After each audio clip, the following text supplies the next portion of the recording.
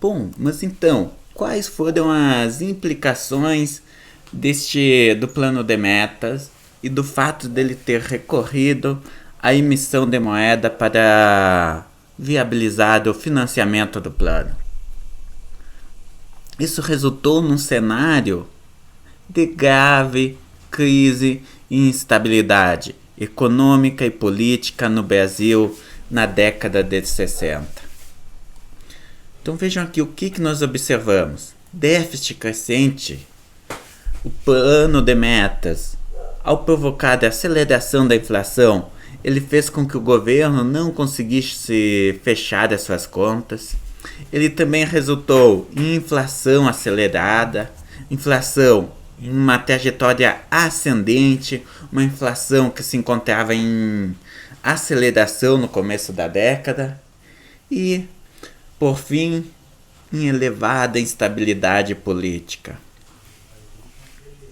Conforme eu já argumentei antes, a elevação da inflação na presença da lei da usura, ela inviabilizava a emissão de títulos públicos. Pior do que isso, a própria iniciativa privada não conseguia fazer a intermediação financeira. Por quê? Porque o mercado de empréstimos no Brasil simplesmente colapsou, simplesmente desapareceu. As pessoas preferiam deixar o seu dinheiro embaixo do colchão porque era mais vantajoso do que realizar um empréstimo através do mercado financeiro para outras pessoas. Ou seja, em outras palavras, era mais vantajoso recorrer ao mercado negro e fazer um empréstimo por fora do sistema financeiro do que utilizar o sistema financeiro, utilizar o sistema bancário para fazer o empréstimo, para emprestar dinheiro para uma pessoa. Qual que foi a solução? O governo militar ele assume e ele realiza todo um conjunto de reformas estruturantes. Em outras palavras, o governo ele realiza uma reforma tributária. Essa reforma, por um lado, ela resultou na centralização de tributos na esfera federal, ou seja, muitos tributos que pertenciam aos estados e municípios, eles foram substituídos por tributos cobrados pelo governo federal. Cabe salientar essa mudança introduzida pela reforma tributária lá da década de 60, ela é vigente até hoje. A Constituição Federal de 88, ela aumenta a autonomia e descentraliza os tributos, só que o grosso dos tributos ainda continua sendo arrecadado pela Receita Federal, sendo apenas repassado para os municípios. A gênese dessa característica apresentada pelo Sistema Tributário Nacional se encontra lá na década de 60, se encontra nessa reforma tributária realizada. Por quê? Vejam o que nós temos aqui. O governo federal, através dessa reforma tributária, ele eliminou muitos tributos que pertenciam aos estados e aos municípios. Em contrapartida, ele criou os fundos de participação dos estados e o fundo de participação dos municípios.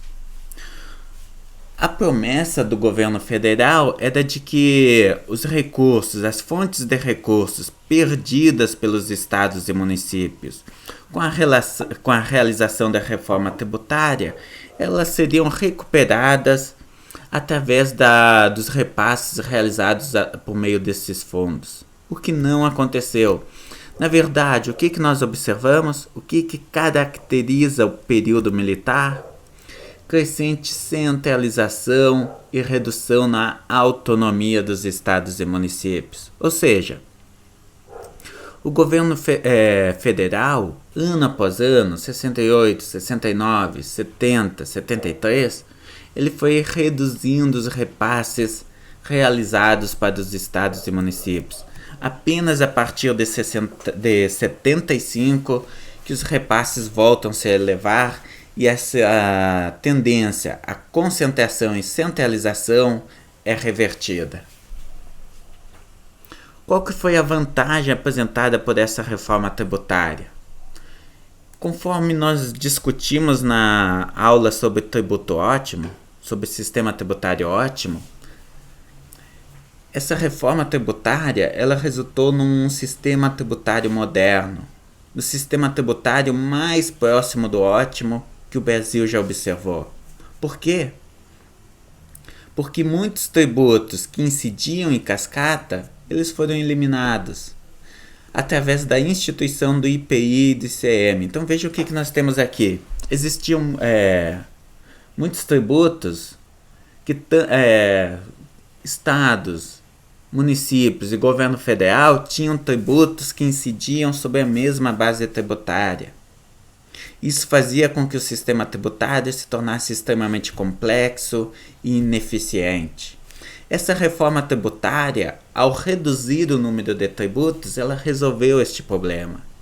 Ela acabou com a incidência em cascata, reduziu a complexidade do sistema tributário e, principalmente, criou tributos que incidem sobre o valor agregado. No caso do ICM, que pode ser pedido crédito do tributo incidente sobre os elos anteriores. Aqui, vamos desenhar. Tem um exemplo que eu sempre gosto de dar em todos os semestres para retratar o que é a incidência em cascata. Aqui nós temos a nossa cadeia produtiva. Essa cadeia ela é constituída por diferentes elos. Por exemplo, vamos imaginar que seja a cadeia produtiva vitivinícola, ou seja, a produção de vinho. Na ponta, no início da cadeia, tem o agricultor. Na sequência, tem a vinícola, atacado e varejo. Imagina o seguinte, o agricultor ele vende o preço da sua uva por R$1 e nessa uva ele tem que pagar 50 centavos, vamos ser bem radicais aqui, para facilitar as contas, 50 centavos, ou seja, 50% do preço dessa uva é tributos recolhidos à União, digamos ICMS. O que vai acontecer? Quando este agricultor vender a sua uva para a vinícola vai comprar essa uva por R$1, vamos imaginar que a relação seja direta. Ou seja, uma unidade de uva é vendida a R$1 e gera uma garrafa de vinho. Essa garrafa de vinho, a vinícola vai vender a R$2. Ou seja,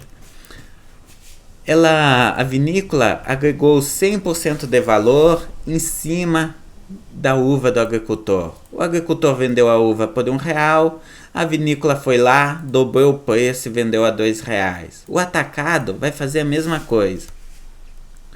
Vai dobrar o preço, vender por 4, e o varejo também vai dobrar o preço e vender por 8. Claro, veja, este é apenas um exemplo fictício para que nós consigamos entender o que é incidência em cascata.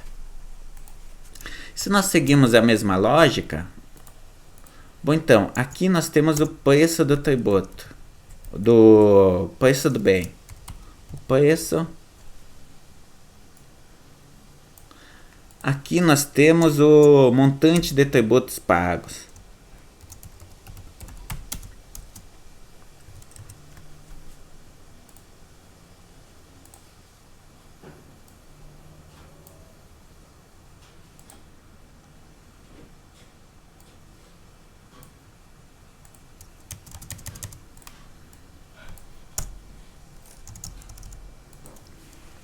Se nós seguimos a mesma lógica, a vinícola, como ela vende o seu...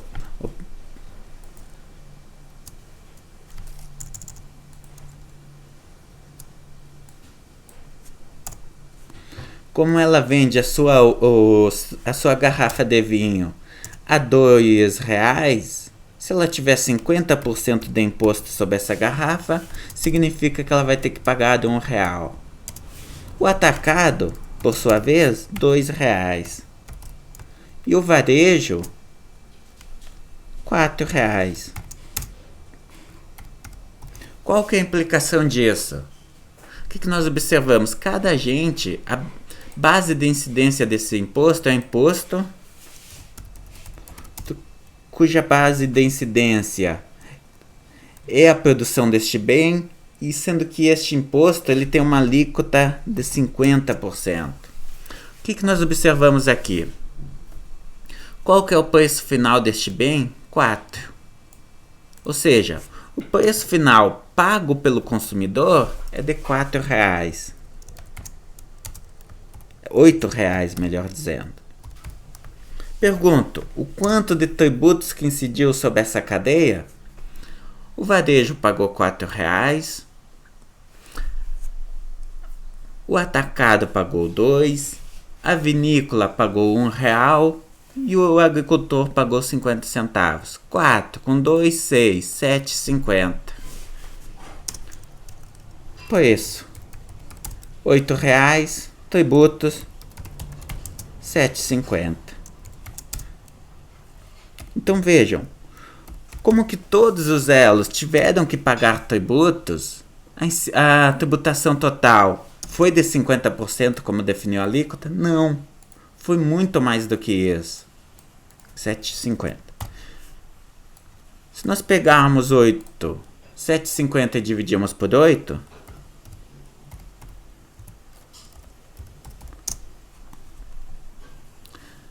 ,94% de tributos, quase 94%. Arredondando, a alíquota deveria ser de 50%, mas o imposto efetivamente pago,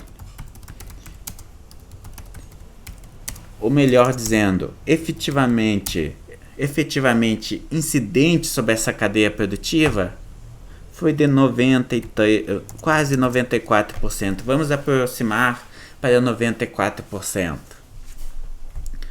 Então vejam, este é o efeito do imposto em cascata. Por quê? Porque o imposto pago por um elo anterior, por cada elo, não é considerado na gravação tributária final. Então vejam, para que este imposto não incida em cascata, o que cada elo vai ter que fazer? A vinícola, ela vai ter que pagar R$1, vai ter que recolher a receita R$1, terá que, no entanto, após recolher da receita este R$1, ela vai ter que pedir restituição, crédito de tributo dos 50 centavos pagos pelo agricultor, de tal forma que ela efetivamente pague apenas 50 centavos, que é o montante de adição, o valor que ela adicionou à produção do agricultor. Os demais elos também vão ter que fazer a mesma coisa. Por exemplo, o atacado ele pagou R$4. No entanto, antes dele os agentes já pagaram tributos. Ele teria que fazer o quê? Pedir o crédito dos tributos pagos pelos agentes que se encontram antes do que ele na cadeia produtiva. Ou seja, se cada agente pedir crédito dos tributos que incidirem sobre os demais agentes que se encontram antes dele na cadeia produtiva, esse problema de gravação tributária em cascata ele é eliminado. Qual que é o problema? Muitos tributos não apresentam essa característica. O ICMS, ele foi criado claro, ICMS, na verdade, é o ICM, com a mudança tributária feita pela Constituição Federal de 88, mas em sua gênese, lá em 64, esse tributo se chamava ICM. O ICM, ao permitir que cada agente faça crédito dos tributos sobre os agentes anteriores na cadeia, ele incide apenas sobre o valor adicionado. Então vejam aqui, a vinícola, ela não vai pagar, quando ela paga o tributo, ela não paga sobre esse R$ 1 que ela pagou para o produtor. Não, ela vai pagar só sobre o valor que ela adicionou. Como ela adicionou R$ 2, ela vai pagar R$ 1, que é 50% da alíquota. Então aqui ela pagaria, o agricultor pagaria 50 centavos.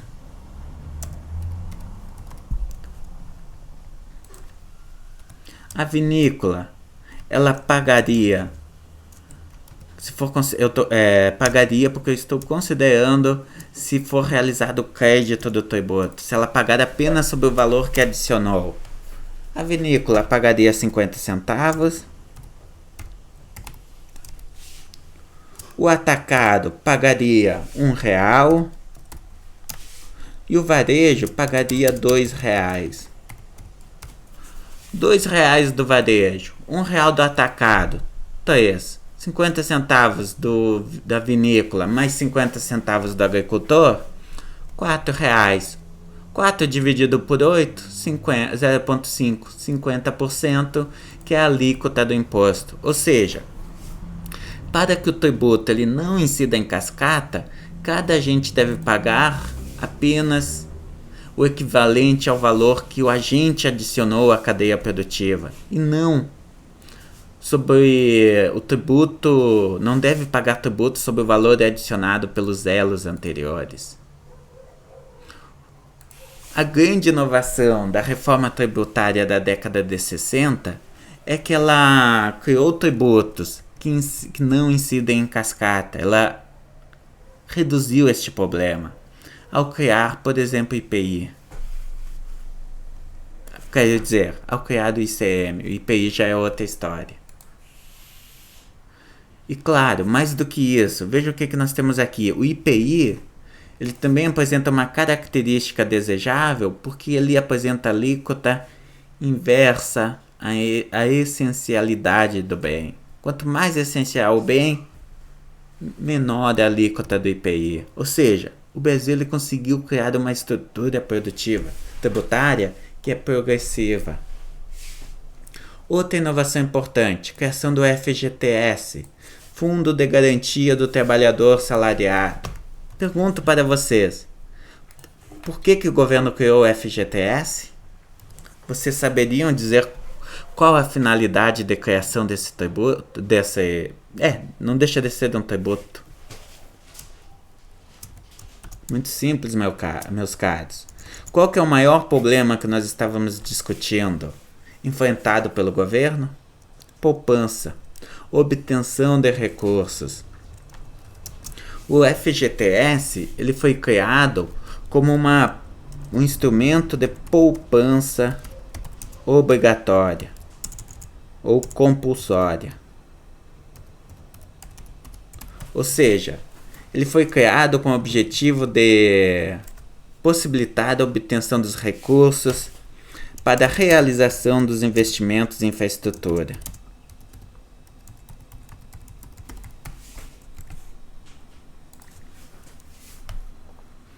Outra importante inovação, a criação das ORTMs, ou seja, um título público denominado Obrigações Reajustáveis do Tesouro. Opa, aqui tem que ser N, senão não dá Tesouro Nacional. Então, as ORTNs, elas possuem como principal característica qual? Se nós voltarmos aqui à lei da usura. Então, vejam, a taxa nominal de juros, o título, ele paga uma taxa nominal de juros. Qual que é a grande inovação da ORTN? A taxa paga é a taxa real mais a inflação do período. Ou seja, este é um título que ele é corrigido. Imagina, antes a remuneração do título público era definida na data de lançamento desse título. Com a criação das ORTNs, o que o governo fez? Ele passou a indexar a taxa de juros, o retorno do título, a inflação do período. Ou seja, agora, em vez do título pagar um valor nominal, ele passa a pagar uma taxa de retorno real mais a inflação do período. Nas palavras do Roberto Campos, eu criei um carneiro que se transformou em um bode. Por quê? Porque a criação das ORTNs demarca a criação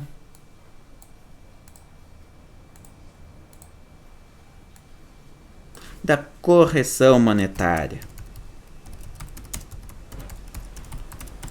A correção, ou seja, é o primeiro instrumento utilizado para corrigir um ativo pela inflação do período. Qual que é o problema? Essa prática de indexação dos ativos, dos contratos e ativos à inflação, ela vai ser aos poucos disseminada na economia brasileira. De tal forma que na década de 80, vejam, essas reformas elas são adotadas em 64 e 16 anos depois, na década de 80, isso gera um quadro no Brasil de ampla utilização de correção monetária, o que acaba fazendo o quê? O que acaba fazendo com que a inflação ela passe a ter uma memória inflacionária.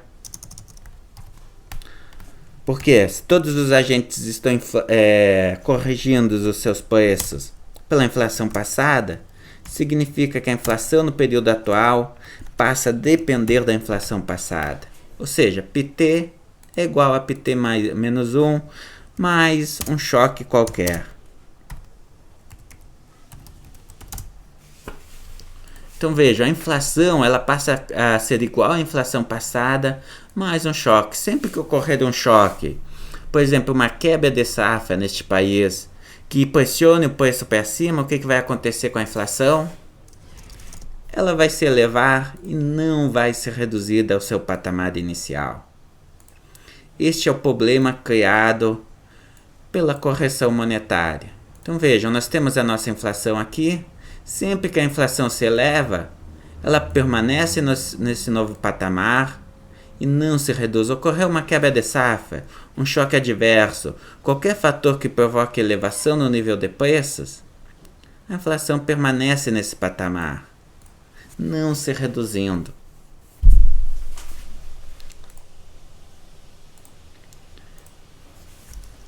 Então, essa reforma tributária ela teve vantagens, mas ela também teve desvantagens. De tal forma que ela prepara o cenário para a ocorrência. Qual que é o objetivo dessa reforma tributária? É justamente dotar o governo de instrumentos de financiamento. Veja o que nós temos aqui. O governo, o que ele fez?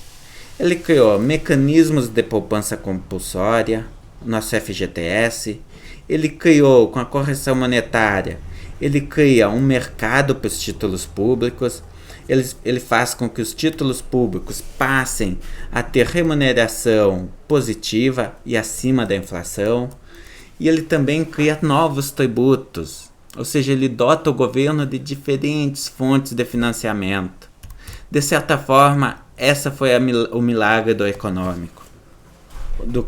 Este foi o milagre do crescimento. O crescimento econômico, o milagre econômico, ele foi muito viabilizado justamente por causa dessa reforma tributária e porque a partir de agora o governo passa a contar com fontes de recursos que podem ser utilizadas para a realização de investimentos.